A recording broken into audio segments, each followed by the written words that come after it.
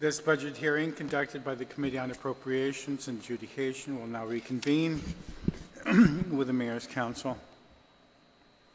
I want to thank my colleagues for being with me. The Oversight Chair, Senator Nicholas, and Senator Tommy Morrison.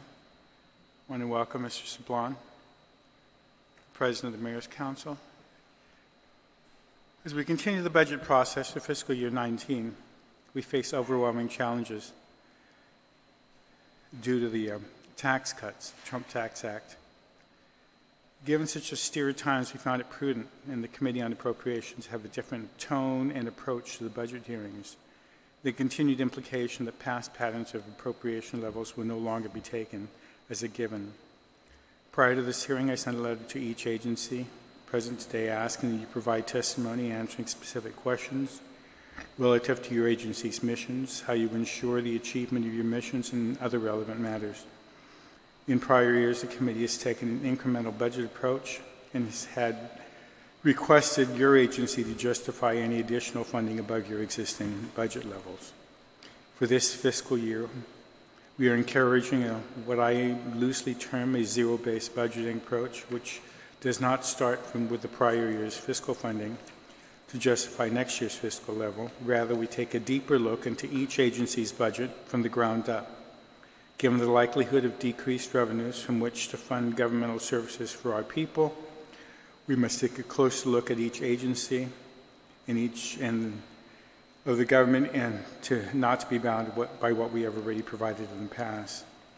Though some of you may have Googled zero-based budgeting and found that there is no true consensus on which ZZB is operationalized, I want to clarify to everyone that the ZZB approach the committee, ZBB approach the committee is intends on taking is more of a shift in the mindset as we continue this budget process. The public should be aware that what was provided for in the past is not what the committee will be solely basing decisions on the future. The committee is doing everything it will to allow the people of Guam provide for them what we are committing with a ground-up approach because the current fiscal environment calls for it.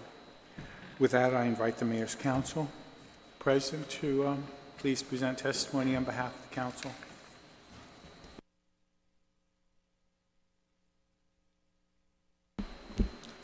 Bonita Teluanin Zeus, Hafade Honorably Speaker B.J. Cruz, and Honorably Gehilu Senator Michael Nicholas, Vice Speaker Therese Trelahi, Senator Tommy Morrison, Senator Mary Torres. My name is Angel Sablon. I am the Executive Director of the Mayor's Council of Guam. At the outset of my budget testimony and justification today, I want to reiterate that the Mayor's Council of Guam is fully aware of the financial condition of our government. We will not ask for more than we need. You know what the mayors do, and you know what they need to get it done. When it really comes down to it, all of you have always been receptive and attentive to the needs of our villagers, and always tried to heed the call of our mayors and vice mayors. We thank all of you for your support and assistance for us, even if it was not a popular thing to do. We fully understand that all of us in the government must try to be resourceful with what we have. Our budget as presented today is straightforward and plain and simple. Our budget request for FY18 was $14,108,116.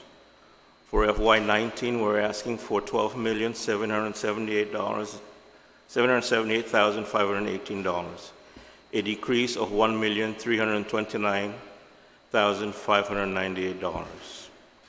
Our approved FY18 budget is $11,417,341, which, as you are all aware, has a shortfall of $2.181,296 in personnel. This amount is coincidentally the exact amount appropriated from the Recycling Revolving Fund. However, it can only be expended for purposes of the Recycling Revolving Fund statute, which I will provide the status of today. As we start out from zero, the biggest item on our budget, as with all other budget requests in the government, is for personnel. The 19 villages comprise of 206 unclassified employees, inclusive of the 19 mayors and 7 vice mayors. The central office has a total of 8, 1 unclassified, myself, and 7 classified employees. There are 8 villages that have gyms and are allocated 3 additional full-time employees above the 5 that are allocated to every village. The total amount for payroll salaries is $6,348,018 and $2,477,780 in benefits. The other big item we're requesting is an appropriation of $240,000 for the repair and renovation of our 12 senior centers at $20,000 per center. The longer we do not attend to this matter of our centers, the more costly it will be to have to fix them. We look for any unused funds in our current budget to take care of problems like leaks, air conditioning failures, broken tables and chairs, etc. Again, this is something we either appropriate for now or face the consequences of a higher repair costs in the not-too-distant future. While we anticipate that there will be an appropriation from the Limited Gaming Fund to the Council, we can offset this request from that funding source if it is an absolute impossibility to provide the $240,000. A status quo request of $70,000 for daily operations of the Mayor's Council Administration Office, $35,000 for supplies and materials, and $35,000 for the contractual service for office equipment maintenance, internet service, printing services, and vehicle maintenance.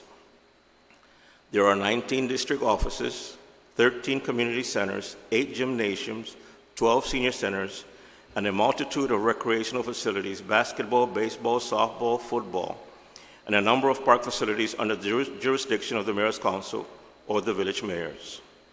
A status quo request of $696,000 for power, $283,500 for water, $119,700 for telephone, totals $1,099,200 for utilities. We do not anticipate to expend all these funds, but have requested the same level as FY18 in anticipation of higher utility costs as have already been announced by the utility agencies. All these facilities are in use daily, and in some cases, illegally, by residents that have no running water in their place of residence. While we are aware that this is happening, we are also cognizant of the fact that those with children need water for bathing, cooking, and plain simple hygiene. The mayors, however, try to conserve usage whenever and wherever they can.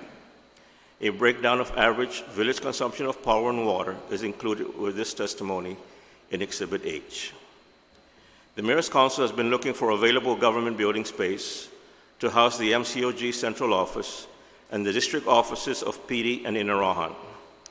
While we have not been successful in finding suitable space for our central office, the Mayor of PD has decided to forego the rental of office space and utilize the existing government buildings in his village. Likewise, the Mayor of Inarajan is seriously looking at transferring her office space to the newly renovated youth center, which is currently underutilized.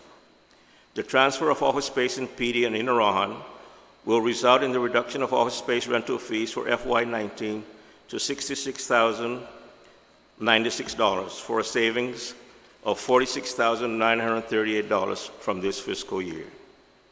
We will continue to do our due diligence to obtain a functional government office space for the central office of the Mayor's Council. The current allotted amount of $20,000 for the President's Contingency Fund is again requested for FY19. The President and officers of the Council use this fund to host visiting official guests and sponsor worthwhile community events. This year alone, the Council has hosted numerous mayors, vice mayors, and elected councilmen from our sister cities. The current allotted amount of $20,000 for the Association of Mariana Island Mayors, Vice Mayors, and elected council members is also requested for FY19.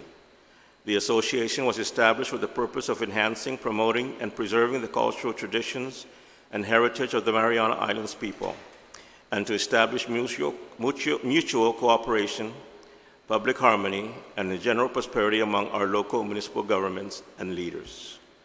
The requested amount is to support our mayors and vice mayors' participation in the association's annual General Assembly, executive and committee meetings, and membership dues for all 26 members.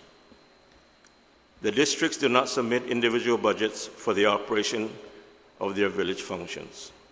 but are distributed by the MCOG based on the levels of appropriation approved by this body. The streets maintenance and beautification funding of $1,036,026 as approved in FY18 is again requested for FY19. The amount is divided among the villages pro rata based on the 2006 Guam Roads Pavement Inventory by the Department of Public Works after an initial allocation of $20,000, which is determined by this body and made a part of the budget bill. The District of Dededo gets the biggest share at $160,586.37, while the District of Yamata gets the smallest share at $23,936.16. This funding is used by the mayor's offices for their office operations, supplies, contractual services, as well as for street maintenance and beautification. A breakdown of each district's allocation for FY18 is included in Exhibit A. We are fully aware that the villages all vary in land size and population, as you can see in Exhibit A1 and A2, and the one-size-fits-all distribution of funds does not seem fair or justifiable to the larger and more populated villages of Dededo, Jigo, Tamuning, and Manila. This has been a bone of contention and an area of debate for many years, and to date has not been properly addressed or resolved. In fact, why do we continue to use a road pavement inventory by the Department of Public Works, which is already 12 years behind the times? In this program, we have requested $100,000 less than was requested in FY18. The Public Safety and Social Education Program, funding of $416,860 as approved in FY18 is again requested for FY19. An equal amount of $21,940 is allocated to each of the 19 districts to support programs that reduce underage drinking, support traffic safety, reduce drug-related violence and abuse, and to support organized programs and substance abuse prevention programs, as you can see in Exhibit B. This equal distribution is a mandate of many previous legislatures. These funds are expended in accordance with plans approved by each village municipal planning council. Every village conducts numerous programs that benefit their residents and have helped many that have gone astray or might have gone astray. In this program, we have also requested $100,000 less than we requested in FY18. The Island-wide Village Beautification Projects funding of $470,921 as approved in FY18 is again requested for FY19. An equal amount of $24,785 is allocated to each of the 19 districts, as you can see in Exhibit C. These funds are used for the maintenance and repair of recreational facilities and for beautifying those facilities. The village's main roads are maintained and repaired through these funds as well. The mayors and vice mayors always seem to be outsmarted by illegal trash dumpers and dumping. While the mayor's offices try to plant trees and flowers, there are those in the villages that are content to just plant trash and junk along the roads. Additionally, the mayor's offices still deal with graffiti and those destroying government facilities rather than being content with having well-maintained and useful facilities. In this program, we also have requested $100,000 less than was requested in FY18. In my transmittal letter to Mr. Speaker on March 6, 2018, I had indicated that it was our desire to have the grounds maintenance for schools program and its collateral funding of $481,957 transferred back to the Guam Department of Education. However, after consultation with the officers of the council and discussion with the Superintendent of Education and his maintenance staff, we have come to the agreement to continue the program and funding under the Mayor's Council of Guam. An explanation of this decision was memorialized in a letter to the Speaker of Legislature in Guahan on May 17, 2018, which you can find in Exhibit D. Therefore, we request that the same amount of $481,957 allocated in FY 2018 be again appropriated to the Mayor's Council for FY 19. We request some amendments to the mandate of this appropriation by allowing the addition of the following criteria. 1, a lump sum appropriation be made in order to allow the Mayor's Council to increase, decrease, or remain as is the levels of appropriation in FY18 based on a new formula or up-to-date survey of each school to adequately determine grass cutting areas, which will be provided by GDOE. Exhibit D1. Allow the ability for duly permitted and registered nonprofit school organizations or PTOs to have first chance at contracting with MCOG to cut and maintain grass areas in their respective schools. This will allow the school organization an opportunity to raise funds for their organizations and display pride in their own work and responsibility, provided their cost for services does not exceed any licensed small business who submits a quote for services or the total amount allotted for such school. 3, allow other duly permitted and registered NGOs or nonprofit organizations to contract with the Mayor's Council to provide grass cutting services in various schools, provided their cost does not exceed any licensed small business who submits a quote for services or the total amount allotted for such school. Additionally, we request that this appropriation continue to be made to the Mayor's Council of Guam revolving fund account. Mayors should continue to have the flexibility to use their own personnel, purchase grass cutting equipment, fuel, and parts as well. There is no backlog of payment to the vendors, as it is from the Mayor's Council of Guam revolving account. The Limited Gaming Fund, though not a part of our FY19 budget submittal, is deliberately left that way, as it is this body that will determine the 33% of the available funds collected in FY18 that will be made a part of the Mayor's Council FY19 budget. As you are aware, these funds can only be used for the purposes set forth in Public Law 34-42, Section 2. The FY18 appropriation of $608,518 was equally distributed to each district in FY18 in the amount of $32,027, as shown in Exhibit E. The EPA Recycling Revolving Fund, appropriated in FY18, is also not a part of our FY19 budget request. The FY18 appropriation of $2,181,296 coincidentally was equal to the amount needed to cover our FY18 personnel and benefits costs. But as we all are aware, these funds can only be used to enhance and implement Guam's recycling program and efforts.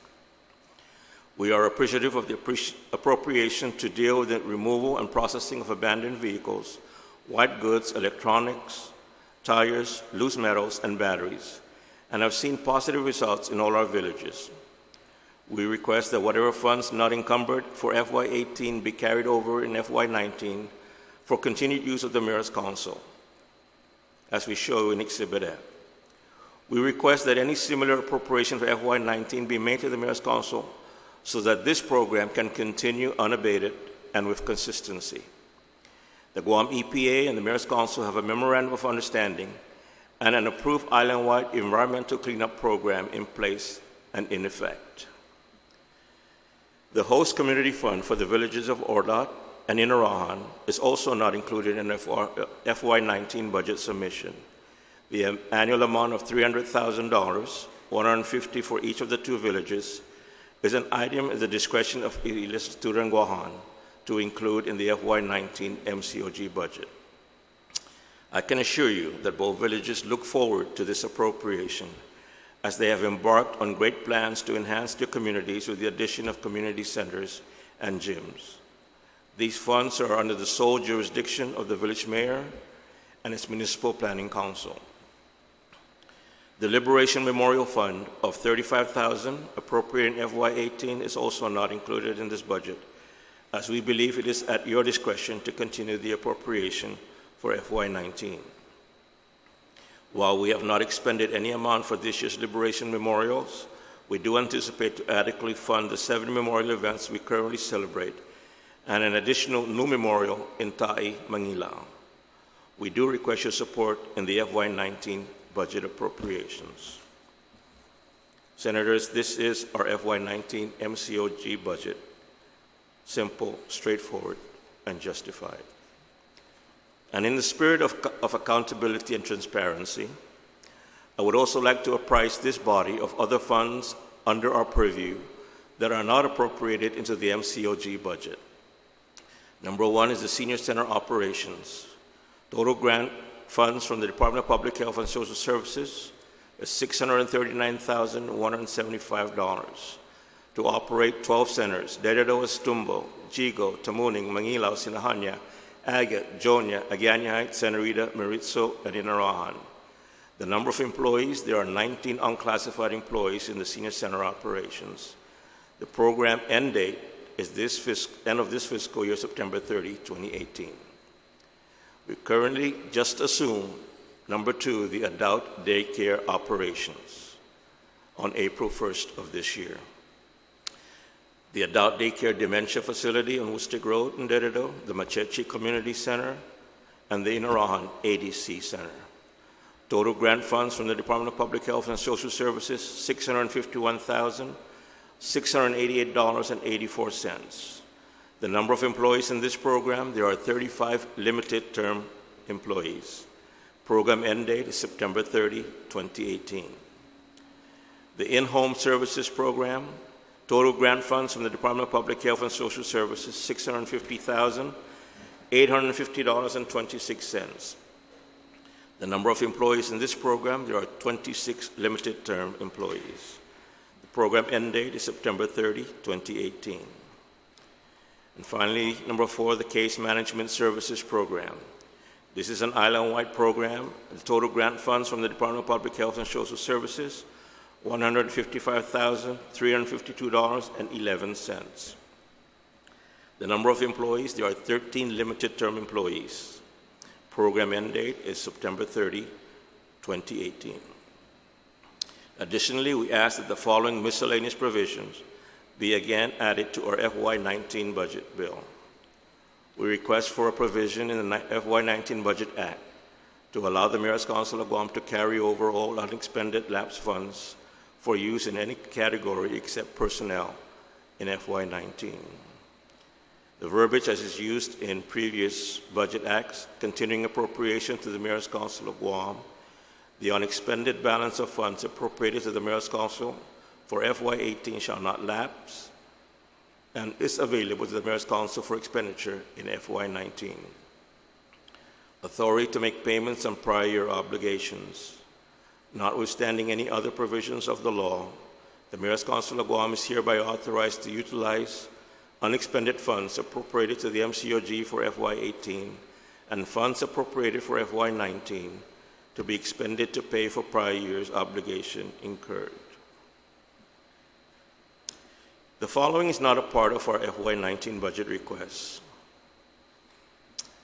but we humbly seek your consideration and support for.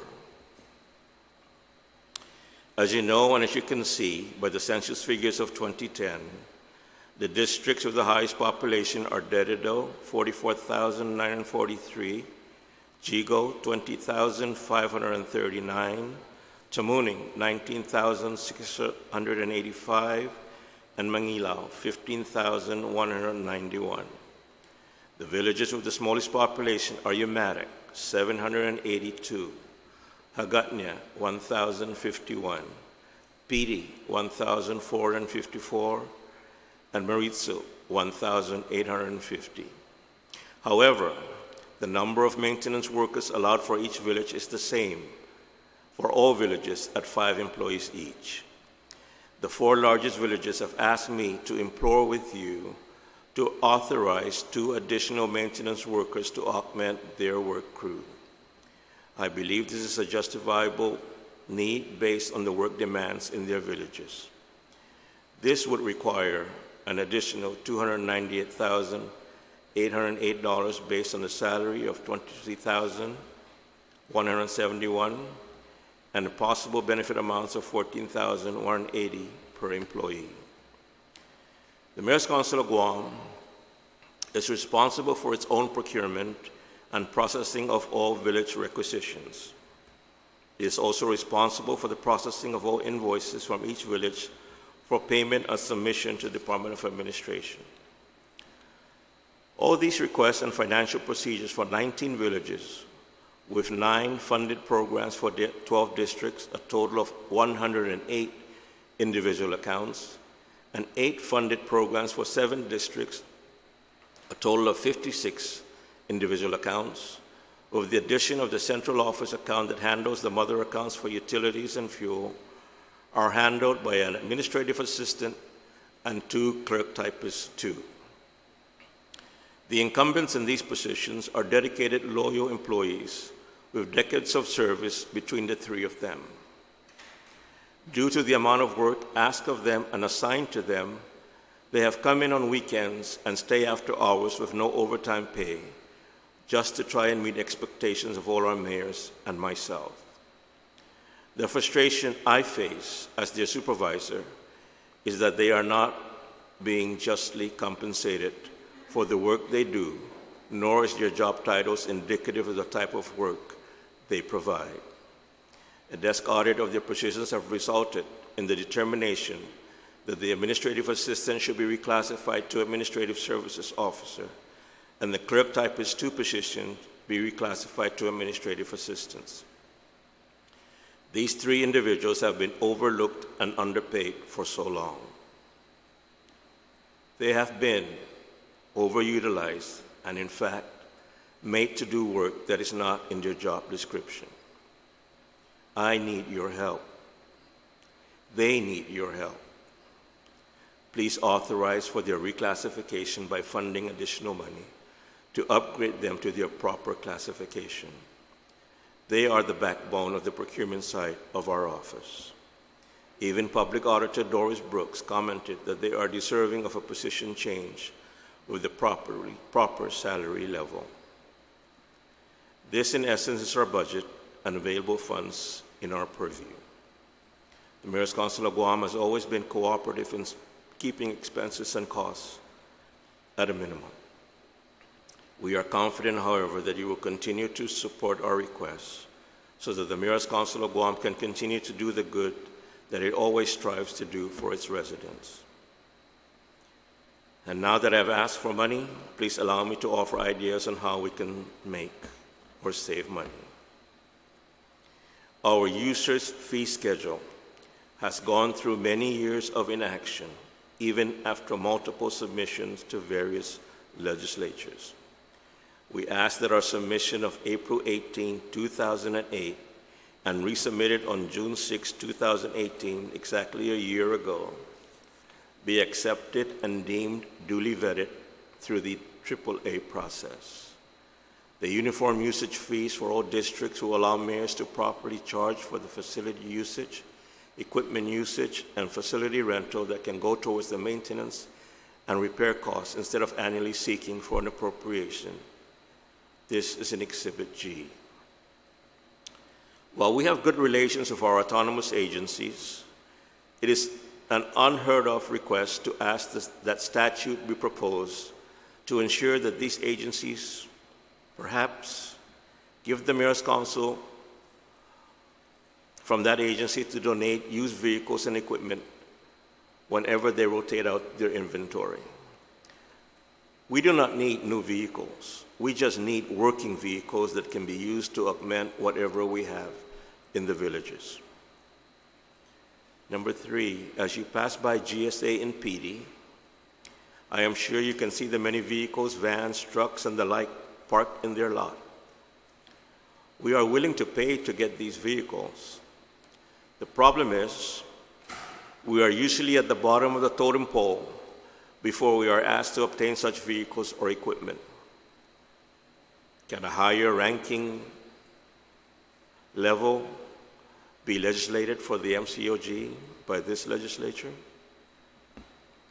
Number 4, can we mandate that responsible parties and their insurance carriers be held responsible for repair and/or replacement and payments thereof of damages done to any facilities, streetlight poles, guardrails in the villages?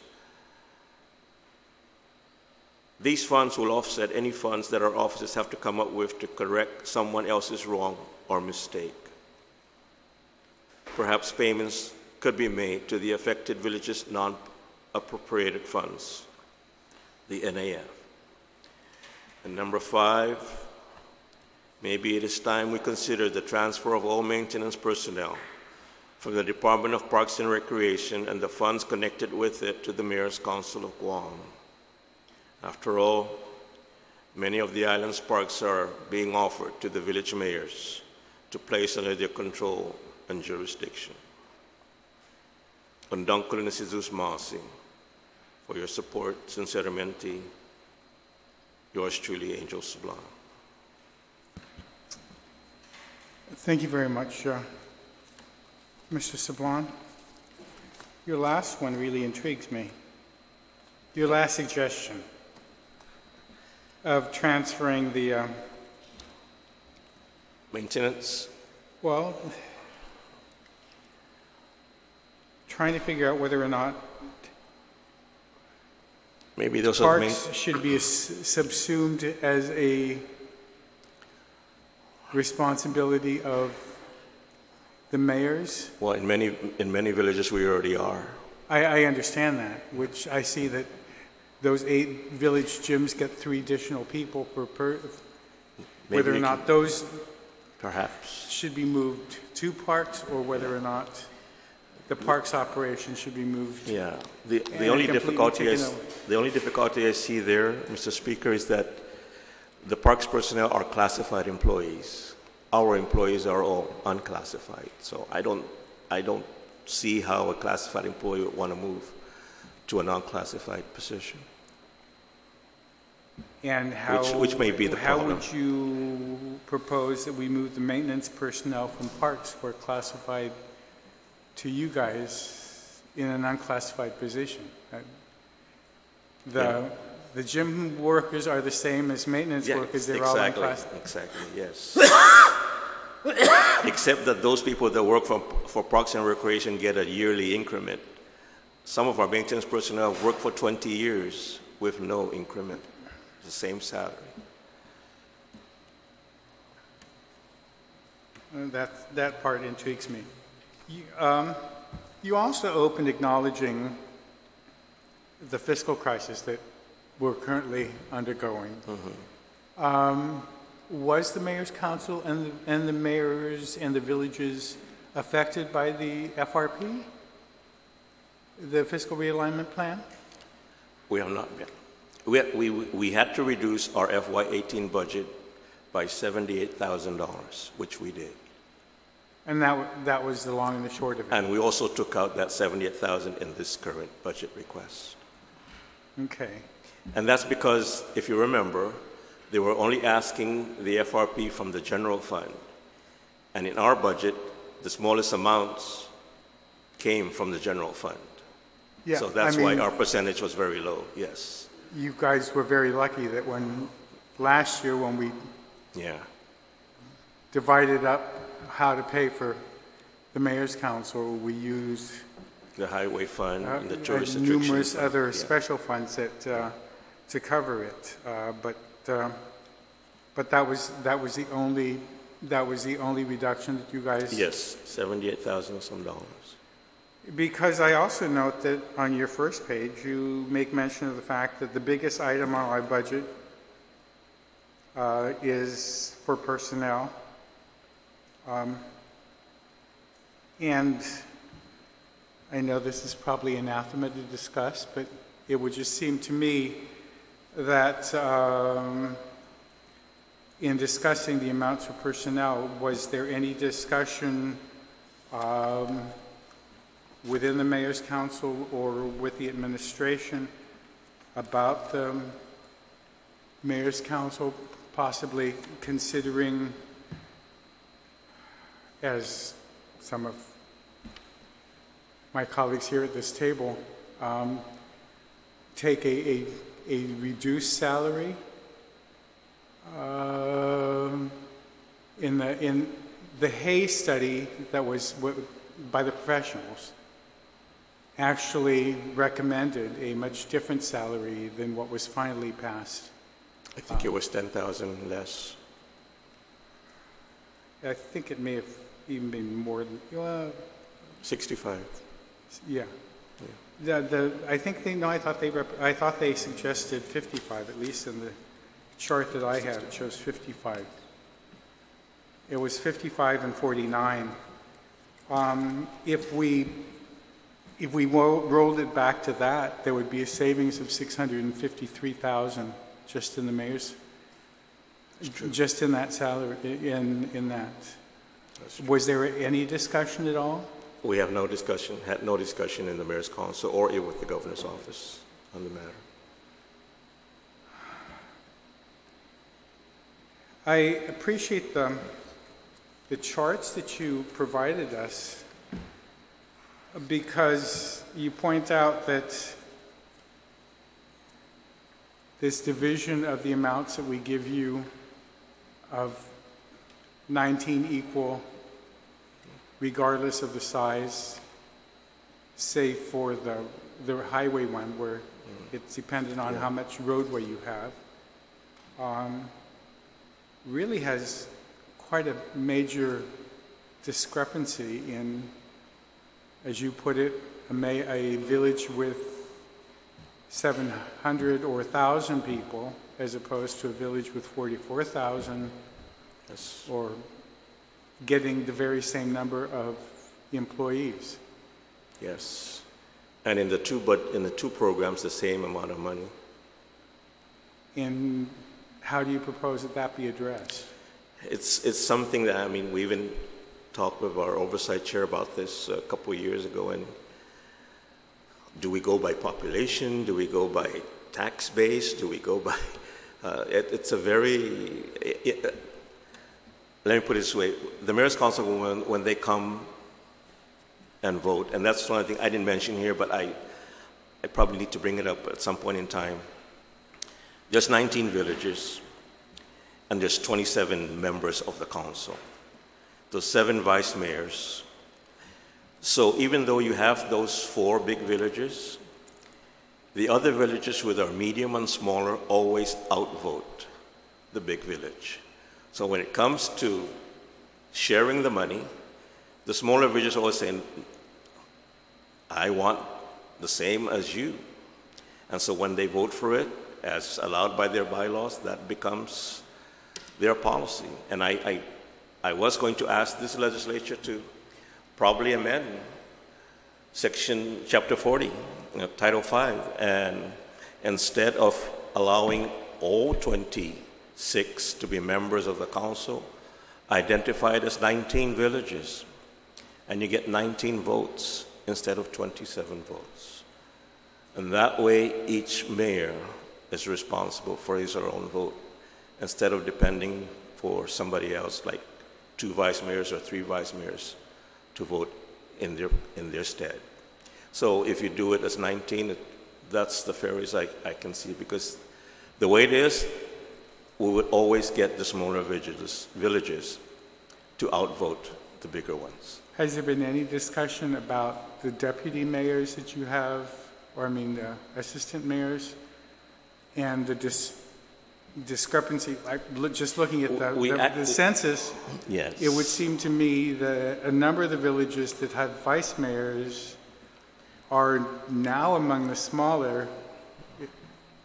I did make the villages of Sinahanya, Barrigada, Agate, and one other village be aware that because you asked for the population and the land area size, that this issue might come up.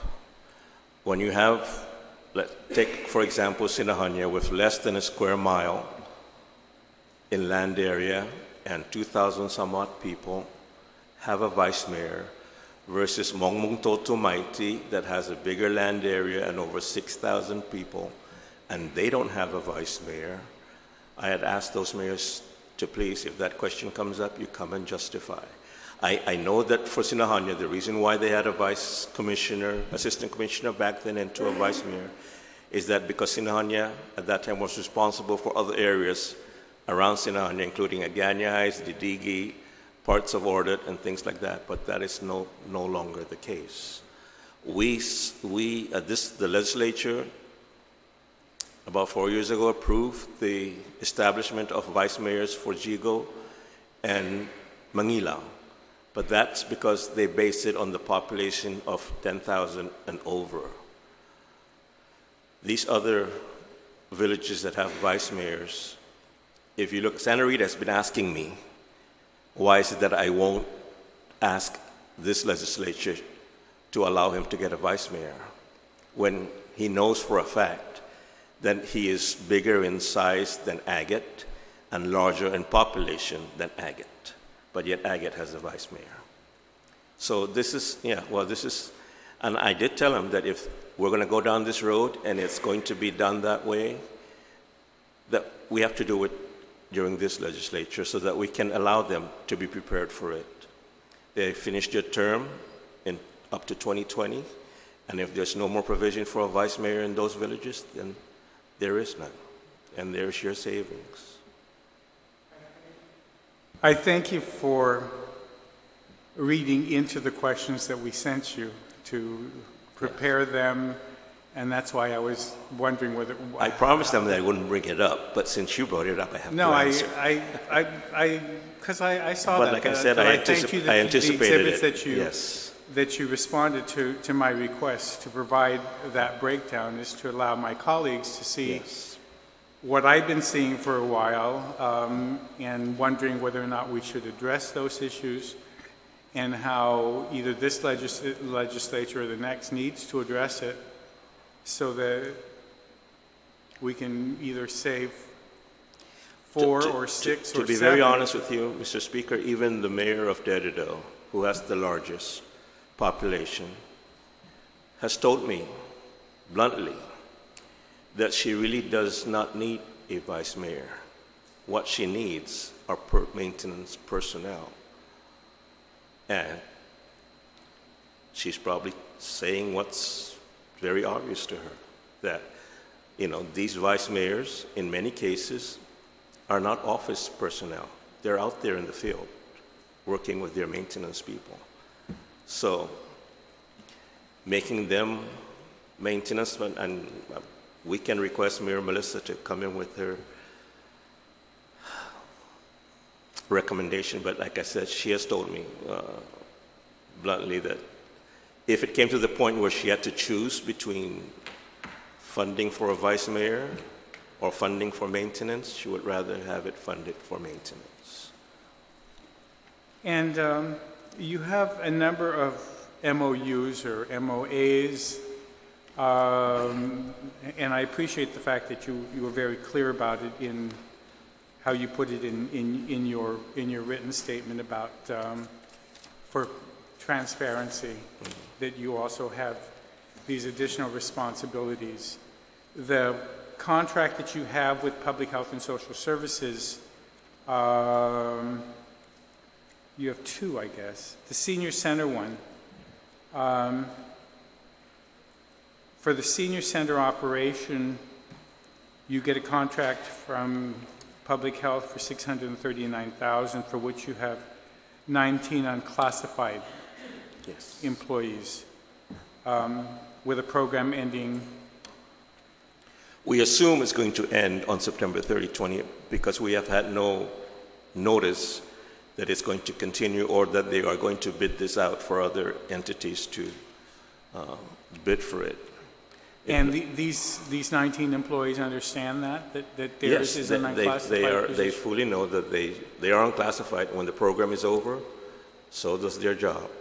And same thing for the other 3 limited term employees. So we have 93 total in these various programs from the Department of Public Health and Social Services. And with these additional responsibilities, especially the adult daycare, I mean, how has is that completely separate operation within the village, within each one of the villages, or has it been subsumed in the operation of the, No, of the senior center? It's a completely different operation, and the good thing, Mr. Speaker, is that we were able to keep the employees from Catholic Social Services that were running the programs prior. And they came over and we assumed them to, we didn't want to reinvent the wheel or look for new employees to start this all over again. So they just, a seamless transition from March 30 to April 1st. And it's humming along just like there was never a change of ownership of the program. I think to probably save yourself answering the question from every single one, why don't you just explain how that whole thing happened and what additional things you guys are doing for these 2 or 3 new programs that you've picked up? Well, it came as a surprise to us as well. I mean, even the senior center operations, if you remember sitting in the old legislature when we went to the committee of the whole and we were asked, how did we assume senior center operations? I said, well, we just got a call from the administrator of senior citizens at Public Health, and said they need our help because no one wants to step forward to run the programs. And were we willing, as a government entity, to be able to assume the program, and so in that way, they would not have to go out on bid. And so the same thing happened for the adult daycare, the case management, and the home services. From what I understand is that Catholic Social Service did bid for the program, but then they came back maybe earlier this year and told Public Health that they were no longer interested in continuing the program, and their last date would be March 30 of this year. Public Health, I understand, put out a request for proposals, but they received none. And so March, end of February, early March, they were anxiously looking for someone to be able to take over this program. And since they knew that we were already operating the senior centers, they asked us if we could, again, step forward and take helm of this program until they can find someone else to take it or run it. And it is our understanding that they are going to send out again requests for proposals or requests for bids for these 3 programs before the end of this fiscal year. So just for clarity, these employees are not situated under any mayor per se. No. They are employees of the council and under the Under direction of the office here in right. Nagano. That's correct.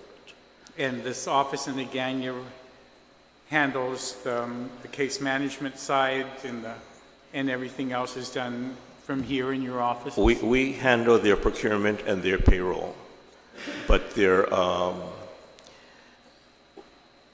Division of Senior Citizens at Public Health graciously gave us some office space to be able to put some of their supervisory staff in there because we just have no space in our offices, but they are under the offices that are provided up there at the Department of Public Health, but they are not under any of the mayor's offices. So all this almost $1.4 million, it looks like, or almost $1.5 million worth of contracts in the 3, right? Have you had any problems receiving any money from Department of Administration to make the payroll for all these people so that you weren't like CSS where you were like, well, that was the caveat. Payless paydays. I told Mr. Casil and I told Mr. Hudson Augustine that I would not accept the program until those funds were duly downloaded into our accounts. And they have been. And so we have no problems. It's already there in our accounts. So you got the $1.5 million into your account so Yes. that you can make your payroll? Otherwise, we wouldn't have taken the program. Because I thought my understanding was the Catholic Social Services was having problems because they weren't getting timely payment. Well, as you can see from the exhibit I gave you, it's already there It's already established into our accounts. Okay. And like I said, we wouldn't have taken the program if those funds weren't made available, because I wasn't about to use MCOG monies to pay for programs that are not ours. There was also one item in your budget for, well, a couple of things. You make mention of it in your testimony also about the contingency fund. Is the contingency fund for the president, if that was not to be funded, what impact would that have? If it is not funded, then we're just going to have to look into our NAFs and the MCOG revolving fund to see whether or not there are funds there. And this, As well as for the Association of Mariana Island Mayors and Vice Mayors. for both of those, you think you could be able to assume. What is this $35,000 for contractual services for maintenance? Is that for all 19 villages, or No, that's just the office operation? That's our office operations, our copying machines, our printing, postal supplies, our internet, fuel for our vehicles, and maintenance of the vehicles. Because I noted in the detailed exhibit that you provided that even the mileage in the 19 villages is. No, we don't do mileage for the 19 villages, neither for our central staff. The mileage that you see there now is being requested by this new program that we assume, the in-home services, because the homemakers that work for this program, they have to go to different clients' homes. And so they're not staying in any office. They go out from their home to a client's home. So they are claiming for mileage. And But that's also budgeted by the grant given to us by Public Health. Oh, okay. But we do not pay mileage for our employees of the Mayor's Council. Okay. I'll allow your oversight and then the Vice Speaker, and then we'll go to the rest. Thank you, Mr. Chair.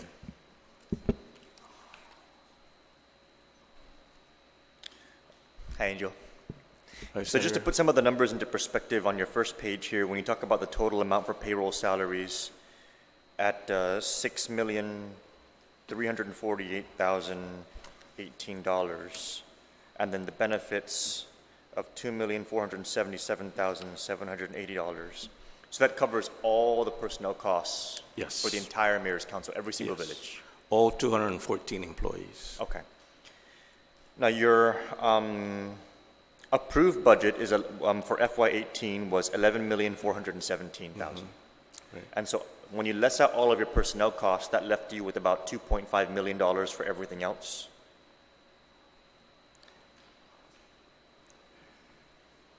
Yeah, except for FY18, the personnel allotment was very specific. They gave us a certain amount. And they also gave us, the limited gaming fund money and the appropriation from the recycling fund, but we couldn't use any of those funds for personnel. So we are actually still short in our personnel category for this fiscal year. So of those other funding sources of the 2.5 million, that actually spilled over into the personnel costs also? Those other funding sources? Yeah, I believe so.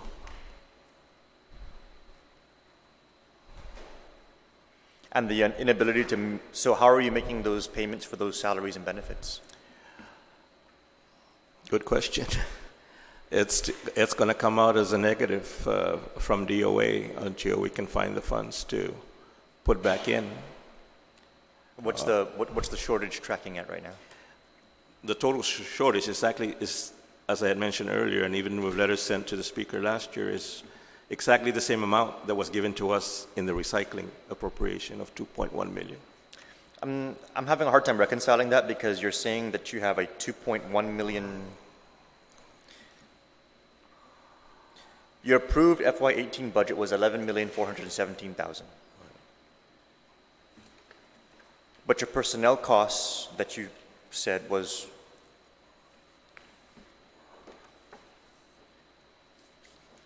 the 8.7 million for personnel costs. Yes. So we only have 6 million, so we're still short. So of that 11.4 million, that's inclusive of the 2.1 million in the recycling revolving fund? Yes, yes. But if you less out even from the 11 million, the 2.1 million, then we're short that amount for personnel. you still have 8 million, 8.7 million for personnel. 11 minus 2.1 is, you still have about $400,000 in. I would have to go back to the exact verbiage of the Budget Act, but I believe that 2.1 is something that we had to take out because it came from other sources that we cannot use for personnel. Okay, but I'll verify that with you. My point is, even if you take the 11.4 and you less out the 2.1, you should still have 8.7 for the personnel costs. But that will leave us nothing for anything No, I else. understand. Yeah. But I'm just trying to Yes. figure out really where the problem is, because Right. if you're saying that that was the shortage, you still should be able to meet the personnel expenses. I wanted to also discuss the issue of the maintenance personnel. The 5 maintenance workers per village. Is that by law that they have each 5 maintenance workers per village? It's in statute. So every village is by law authorized to have 5? Up to 5. Okay. And now they can Up to go over 5 if they do some creative financing within their own budgets. Let's say Right. they don't want a full-time employee, they make it part-time, then they make 2 part-times in lieu of 1. But it's up to 5 per Yes. village. So each village getting 5, is that just a decision by the council? No, it's a statute, 5 plus a clerk. And in cases where there's a vice mayor, there's an additional clerk. And in cases where they have gyms, they have 3 additional. So some villages have 8, 10.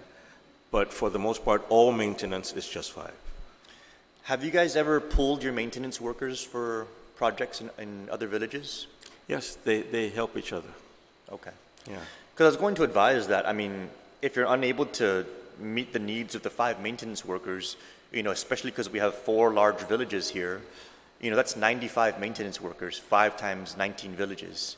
If you could set aside a Friday of every month to have them all pooled and go to that one large village to help them, stand up their maintenance issues, that could really help. Does the mayor's council do those kind of things? It's an idea that we can consider, yes. How often does the mayor's council pool their labor force to be able to help other villages? I think, well, the mayors, they contact each other without even me knowing. So if they need someone, I know for a fact that they call each other and say, I need somebody for this weekend because, our workers have already, can you send me some? So they do it. They do help each other out if needed. Because one of the things that I'm thinking about is, how you guys centralize, you've centralized your accounting and Yes. your procuring. What if you centralize your maintenance? Or each village will hire their 5, but then they'll pass through the executive director, and he'll be able to assign, where the needs are, so that the issues that are, going unaddressed in particular villages, if you have, an event happening that's, special, that you can push 95 maintenance workers. Well, these are ideas I can bring back to the council, and then the office can discuss it. Yeah. Okay. How often does the mayor's council avail of DOC inmates for maintenance work? It's on and off, Senator. Whenever they're available and they're not on lockdown or they don't have any problems with DOC, the mayors, again, would contact them individually and they'll come out and help wherever can on street cleaning or cutting grass on the streets or helping, in some cases, even the schools. I remember reading that we had 1,000 inmates or something like that up at DOC. That's a very huge potential labor force. I mean, of course, not all of them can be utilized, but if we can come up with some kind of agreement with DOC and even the courts, where even pre-trial detainees, if they wanted to put in community service hours as opposed to sitting up there in the detention area, that could be credited towards their case, we can get more of these people out to be able to help you guys with your maintenance issues. Have you guys explored those kind of MOUs to try and tap into the resource? Not recently, not with DOC, especially from the turmoil they've had this past year. We just haven't had the opportunity to really sit down with them because, like I said, we may come in and do an MOU, but then if some incident happens at DOC, there goes the MOU. It's just, it's out the window. But we have been able to use the resources of the court, their probationers, DOC's parolees. We have been able to make use of them. And there's other ideas too, like, instead of sending somebody to detention or to jail for overnight or for how many days because of a DUI or for some minor violation, perhaps we have statute that the judge will order them to go to a village mayor and you work out your time in lieu of being put in detention. We feed them, and if they get sick in that 4 hours or 24 hours that they're in jail, we got to take them to GMH, we pay for their medical bills.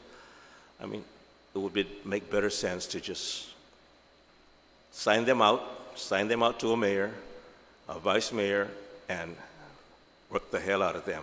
So when someone gets part of their judgment is community service hours, do those all automatically route to you? No, probation office or parolee, those forms go directly to the mayors because the mayors would have to verify and authenticate that they were actually there performing their work hours. I don't see those forms. They would go to the mayor of the village that the parolee... That the judge would assign them to or that probation would assign them to. Yeah, see, if we instead passed it through Central, and then you guys were able to say, you know what, we need that person up in the larger village as opposed to... Right. They have 5 in a small village, and now we have 3 more because they're... You're correct. I may know where they're needed most, and I can say, hey, the Derrida Ponding Basin needs a really lot of cleaning today. Well, why don't we just send all of you there? Or Santa Rita needs all those boulders that are eroding on the side of the road. We need assistance there. So I'll take that into heart, Senator, and I'll Okay, look yeah. into it. And these are just some examples of creative ways that we can try to... pool the resources that the mayors have to be able to help where the help is needed, because if we're not, we talk about the budget, trying to split it up by population, all those kind of things. There's so many different ways that we can go about skinning the cat, so to speak. Even with respect to the assignment of maintenance workers, instead of it just being 5 per village, we can do it, every village gets 2, and then an additional 1 per 5,000 residents, and then that would, based on my calculations here, that would still add up to 95 maintenance workers, but then you'd have 10 in Derrida as opposed to just 5. And so those are the kind of things that the mayors really need to be talking about as a group, and coming up with these solutions together. Because if we come down here in the legislature and just force these mandates through, we're just going to get into this. Those issues, remember, we brought it up in our meeting together with the officers when we first met, and even not just for the crew, but we even talked about the splitting up of the funds. Is maybe we just give them all, instead of give them 20,000 equally, give them a base of 5,000 each, and after that you go by population. Mm-hmm. You give them 1,000 more for every 1,000 people that they have, or 500 people that they have. Mm-hmm. That way, probably makes better sense than using a road inventory that's 12 years old. Yeah, but the mayor's council, they don't really engage in that kind of discussion. Yes, they have. But it's just that we're no closer to a solution. The small of you just argue that, oh no, the statute says you follow the road inventory, so we follow that. We even try to say, hey, let's ask Public Works for the 2012 or the 2013.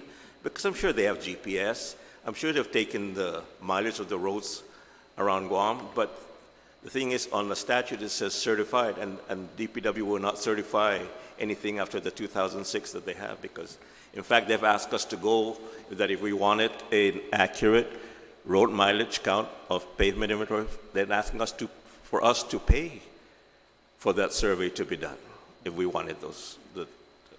But I think we can work together and see if maybe before the Budget Act is done, to see whether we can make a mixture of road inventory, population, or land area as part of the formula to be able to adequately give the villages their due share.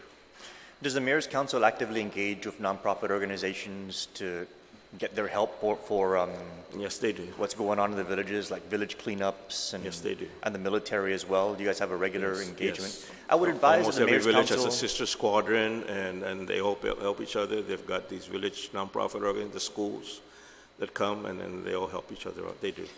I would advise that you guys actually, keep a record and provide that as part of your budget transmittal. Okay. We will. Actually, we Because- do have records, so we can provide them. Yeah, because those are the kind of things that show the mayors are not just coming and asking for money. Right. You guys are really trying to go out there and tap into whatever resources are available. And speaking of resources, are all of your allotments up to date? You guys have received all of your funds that were supposed to be provided to you? Yes, except for the grass cutting. The grass cutting. Yeah. That money just hasn't been released, or? Well, they don't release it as a one lump sum. They just, whatever funds they have available at that time, they give us 100,000, or, the total amount is 400 some thousand. So we haven't had the complete FY18 allotment yet. You haven't gotten any grass money released? We have had but we don't have the total amount yet released. Okay, let me know how much short you are on that. All right. And as for, how about your limited gaming fund allotment? You guys have received the full? Yes, we've received that, yes. Okay. Okay, The good thing for us is we don't have to go through BBMR. It just goes directly to us. So. I'm going to be working closely with the budget chair. I do appreciate that you guys have reduced your request, but it's still above what your actual approval was. But we also don't want to put you into a situation where you're going to not be able to make payroll. Yes. So whatever those shortfalls are on the recycling revolving fund side, we're going to have to reconcile that and figure out how we're going to make all of these things fit. But I do appreciate that the mayors are trying to contain their costs more. You guys, have you adopted your travel policy? We have adopted a travel policy, and no one has traveled yet. I just want to make sure the policy is adopted. But we do have the policy in place, yes. I Okay. think we gave you guys a copy of it. All right. Yes. Thank you very much, Angel. Thank you, Mr. Chairman. Yes.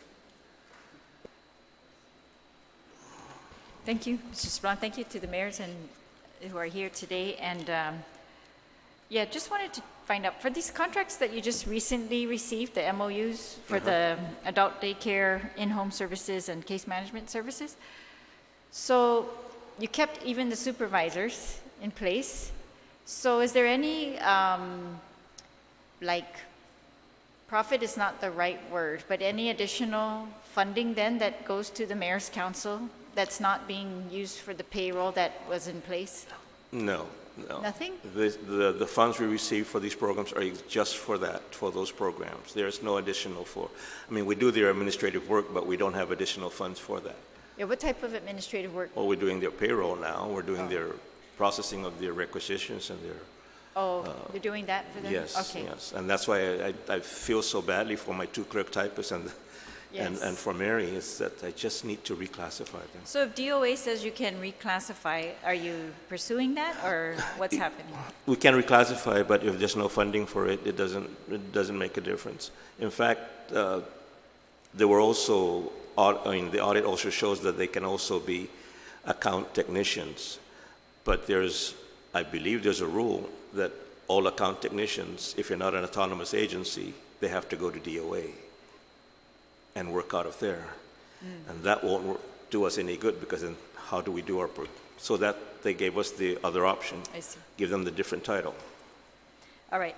I appreciate the detail that you've provided in this budget request and the tables that go along to really, I think you've done a great job at explaining everything. You've answered all our questions in advance and provided things we haven't even asked, so I appreciate that very much. There's just one, and I also appreciate your recommendations, kind of creative thinking of how to do things differently. The last one here about the parks and the maintenance, it's my recollection that parks that have been transferred from Department of Parks and Rec to a village was always at the request of the mayor, and always with the promise that they were going to be able to maintain those parks without additional, the need for additional resources. And because I remember this, like, why are we breaking all this property off but they always swore that they were going to take care of it, that they weren't going to need additional resources to do that. Yeah. And sometimes the mayors, their backs to the wall because they have this park in the village. And when it's littered with trash and everything, when benches are broken, they don't go to the director of Parks and Recreation. They go to the mayor and they say, what's wrong? I mean, don't you take any pride in this park that's in your village? So that's why some of these mayors would say, oh, just give it to me. Then if you can't give me the employees, give me the park and I'll take care of it. Mm-hmm. But recently we've been approached by the director of Parks and Recreation, and he goes, Primo, can you please take some of these parks off our hands? We're talking about skate park in Dededo. We're talking about Nimitz Beach Park in Agate. I think the only park they wanted to keep was EPAL, but they were willing to give up on everything else and give it to the jurisdiction of the mayors. Is that right? That's from the director of Parks and Rec? And yes, I mean, he's approached me and approached some mayors and says, are we willing to do it? And it's going to be through an MOU. Because I think, like Senator Morris, they've lost almost all of their maintenance staff. I don't think they have anybody. Yeah. Yes. All right. I mean, some of the mayors says that's fine, but give me the toilet tissue and give me the supplies to keep those restrooms clean. All right. And are you? In your number 3 recommendation here, you talk about GSA and how you're last in line to get some of the surplus materials. It's not that we're last in line, but we're pretty close to being last in line. Because whenever our mayors, or even myself, call over there and say, hey, we see those vans, you see those trucks that are there in your lot, can we avail? I mean, we're willing to purchase them. You have to wait because other people have tagged it already before you guys, and they have to, I really don't know the protocol. I believe there's a group at GPD that has the first priority of all the things that come in through GSA, and so we're at the mercy of other agencies, and I believe it's the law enforcement agencies that have the first grab at whatever is over there. All right. Yeah. Okay, I'm going to follow up with GSA regarding that. You. But this other suggestion that you're making regarding damage to public property that is in your village, and yeah, I've been getting a lot of requests regarding this, and that we should include, compensation for this from, whatever they collect from, or sometimes they don't collect anything, or they don't even go after them. I'm sure many of them have insurance because right. So for accidents and damage, okay. Yeah, I appreciate that suggestion. Okay. So thank you. Thanks again to the mayors and all the work you've done. Thank you. Thank you, Mr. Chairman, and Mr. Sablan, thank you for your presentation. Mayors, vice mayors. In the testimony, you pointed out your big ticket item, repairs to the 12 senior centers, and consideration for this committee to use the limited gaming fund. Are you having issues with the use of that fund for those projects? Because based on the law or the flexibility we gave with that fund, it may be used to support community programs of these mayors, and I believe that is a community program. Yes, it is, and that's why I mentioned that if it's an impossibility to get the $20,000 for each center, that we will go ahead and use the limited gaming fund. We gave each village, as you saw there in the exhibit, $32,000. We just divided it equally again, the $600,000. So I think the issue is really of how you are dividing Yeah, I mean, we're going to wait for some mayors, like I've told you in previous testimonies, that some mayors usually wait and don't spend their money, especially those that can be carried over, so that they can have more funds available to get the big item. Our procurement threshold for repair and construction is $50,000. So we are able to do that on our end if we have the funds to do it. So I don't think it's really.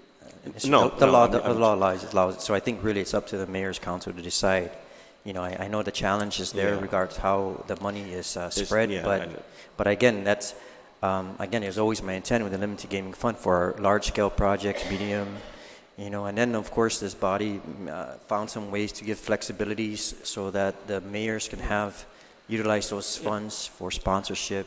And I'll just state it now, if the $240,000 is not a deal breaker. Okay. If we can't have it, then that's fine. We will use the limited gaming fund. Okay. I just want to stick to the limited gaming fund because, this is... and we thank you. You are the sponsor and the father of these funds, so thank you so much. I thank those colleagues that were here. They're involved with supporting creating that fund. Actually, limited gaming's always been here. It's just how we properly use the proceeds to support or to a greater public benefit, and we've done that. So, it was out there and it was established by law. We just found a way to use those proceeds. So I just don't want to give any misleading statements out there. I did not create gaming on Guam.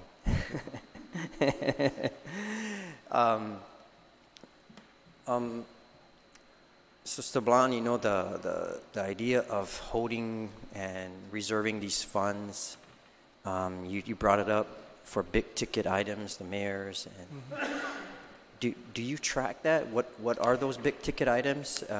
Because we had a discussion. We track the funds, so we know how much each village still has in limited gaming fund. And I can tell you that some villages do have more than the $32,000 that we gave them from last year. Now, I recall with this body in our debate on the floor, we wanted to incentivize getting these funds out to our community on an annual basis. And are you able to also track, because remember, this was split three ways, 33% to DPR, 33% to council, 33% to DOE, and they're all specified. They all have a specific use for sports facilities, repair and maintenance. But what we did differently for the mayors, because we understand the needs are different, to support the community programs, was to give the mayors also that flexibility to support our youth community programs. To the extent, not limited to sponsorships, equipment, supplies for these kids. And what I'm concerned about is when we're reserving these funds, we're also reserving those funds or the opportunity to sponsor more of these kids into leagues, helping those that need equipment and supplies. And I'm concerned and I understand there's going to be big ticket items, but if you're tracking it and it's not being used for X amount of years, there has to be a way to say if it's not used in a certain amount of time frame, we need to get these funds out into our community and sponsor these kids, get them equipment and supplies, get them uniforms, and have them participate in these. You're reading my mind. When I was looking at the amounts this morning, and the one village that came darting to my face was the village of Inarahan. They haven't spent a penny out of their limited gaming fund, and perhaps maybe because they have the host community fund, and maybe I'll say, well, maybe the council can vote and ask Inarahan, hey, waive your money and give it to the other village that needs it. I know Chalampago is really holding back on their money because they already have drawings for a community center to be built. And so, but yes, I am going to make that an agenda item in our next meeting, that they either start using it or start losing it to other villages. I would hate for this committee or this body to have to micromanage that process where, it's like a grant. If you don't use it, you lose it. And if we're going to allow the council to distribute it equally, that's great.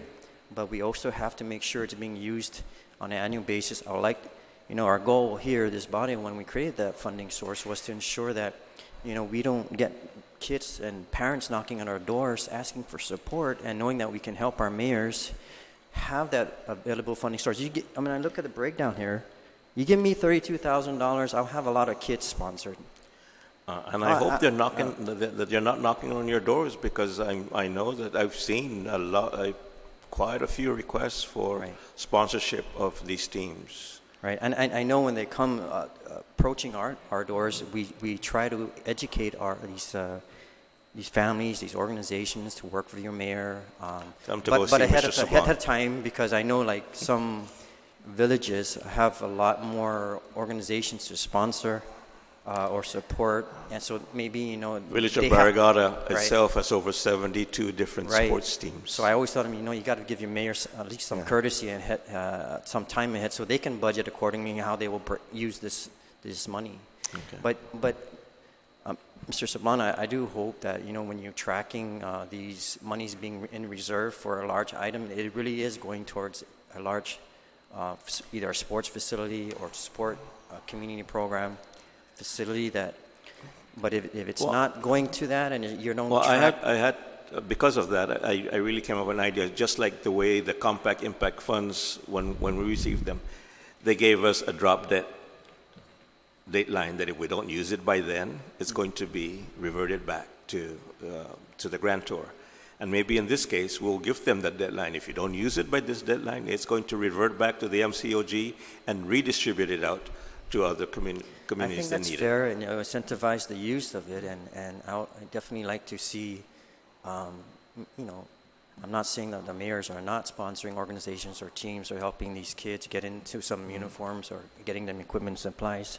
Again, the law does give a lot of more flexibility than the other two entities. So we hope that this could. I'm glad you're getting the allocation and getting the use. But we would also like to get the other 33% from the Department of Parks and Recreation if they no longer have the use of it. Definitely. I mean, actually, they overly use it, and sometimes with just for example, the Paseo Stadium needed actually $1.2 million, and I think that just wiped out their whole share. But yeah, we're also asking the same questions to them. If it's not going to be used, let us know, because certainly we'd like to direct it for what the law intended it for. Okay. But I appreciate if you can points well taken. Maybe update the community on maybe with the council and how they want to proceed with the fund, and also the tracking of what items are they going to, because one of the suggestions was maybe if you had that whole 600,000 allocated or distributed to the council, that what are those items that are already on the list, and let's just take care of it now. Because if you're going to wait for 32,000 here, 32,000 here, and the project's going to cost 500,000, that's going to be a reserve that takes 5 years or maybe 10 years. 750,000 by the time you get to it. Right. Yeah. So you got to figure out a way where we can incentivize the mayors to get it out. Or in worst case, it'll be a new mayor. Well, I appreciate the help, Mayor. Mr. Saplan, of how we could get these funds out. I will get back to you, and I will, like I said, it's an agenda item that will be on our meeting. The same thing with the other recommendations by our oversight chair. Okay. Thank you. Thank you. Thank you, Mr. Chair. Hafa-day, Mr. Saplan, and mayors, vice mayors. Thank you so much for servicing our community, and I want to also commend you on the efforts you've done in assisting our Manamco. Being the first to step up to the plate and to agree to take on such a heavy task. I do have a question. In the first page, in the last paragraph, you put the other big ticket item we are requesting and is an appropriation of $240,000 for the repair and renovation of our 12 senior centers at $20,000 per center. I just wanted to, because you took over the senior centers and you're being funded by DPHSS, so who owns these buildings? Those buildings belong to the mayors, under the jurisdiction of the mayors. They're already all over 10 years old. That's why it reverted back to the jurisdiction of the mayor. So you're going to need an additional $240,000 to repair these centers? Well, here and there's maintenance issues, like just yesterday, an air conked out in Jigo, and then we saw cracks on the ceiling wall, and so, but we don't get funding for these from the Department of Public Health. We don't, so that's why. And as I mentioned earlier, if we are not able to get that, then we will just revert to using the limited gaming fund to fund these. All right, thank you. That's all I have. Thank you, Mr. Chair.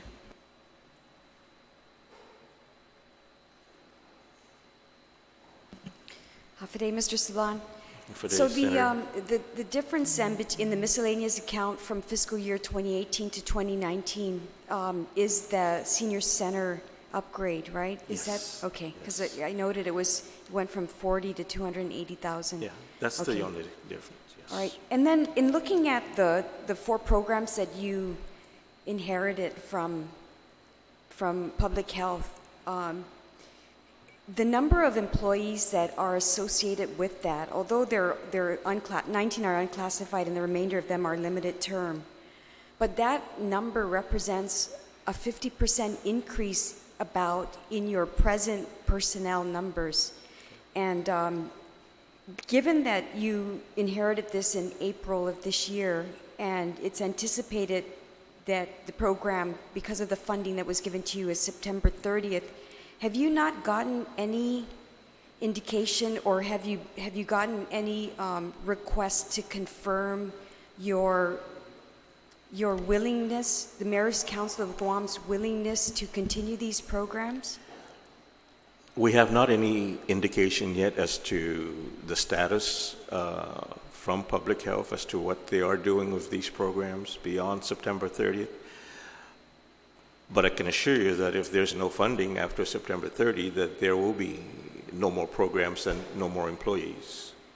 The reason I ask is in looking at these programs involve senior center operations. It involves adult daycare operations, which is primarily for people with dementia. Yes. It also includes in-home service programs and case management services programs, which in a layperson's estimate are usually very specialized type of attention for very vulnerable populations. And if you were to ask me as an average citizen, how would I feel about these programs being handed over to a Mayor's Council of Guam versus being kept under the purview of Department of Public Health and Social Services, my initial reaction would be to keep it where I believe the expertise lies in caring for the Manamco and the vulnerable, and that's why I asked if you were given the opportunity to weigh in, because it's more, I think, than a matter of will you fund me to oversee this. It's really, am I in a position to want to take on that liability for providing the care? To be fair to the Department of Public Health and Social Services, they did offer their expertise and assistance that when we took over this program, that they will be there assisting us every step of the way. And in fact, that's the reason why we asked them to try their best to keep the employees that were running the program prior to Mayor's Council stepping in. And that's exactly what happened. And then that's why it was like a seamless, it was the same people, and then the clients are already used to them, the homemakers, the nurses, the counselors. So we didn't do anything different. But if there was anything to be different, the Department of Public Health and Social Services, the Division of Senior Citizens, are right there to guide us and help us.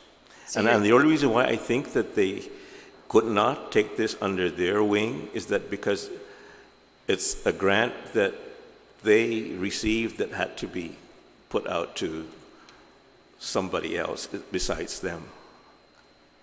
Okay, I guess I'm trying to grapple with whether this is going to be a function, assuming these employees, for example, become employees under the Mayor's Council of Guam. So now your employee role goes from 214 to 214 plus 93, and that's and then you're now Our GG ones are very specific. They're limited term, and they know that there is an end date to their employment.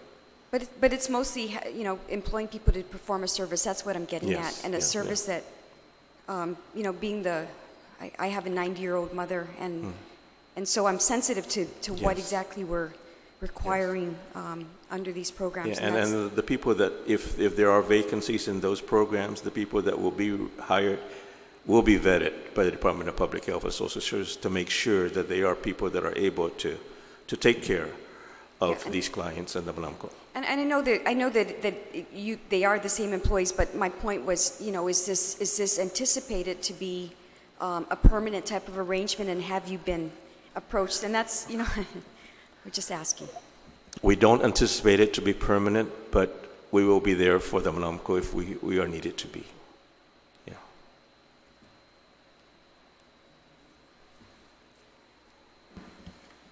If not, we thank you, and as the Vice Speaker said, thank you for anticipating some of our questions and actually answering some of the questions that we had sent you in our detailed letter to you with all of these exhibits, and understanding why we were asking those questions.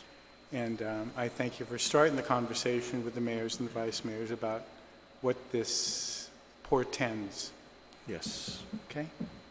So with that, we stand in recess until tomorrow morning at 9:30 when we meet with the Department of Administration. This is Stand in recess. Thank you.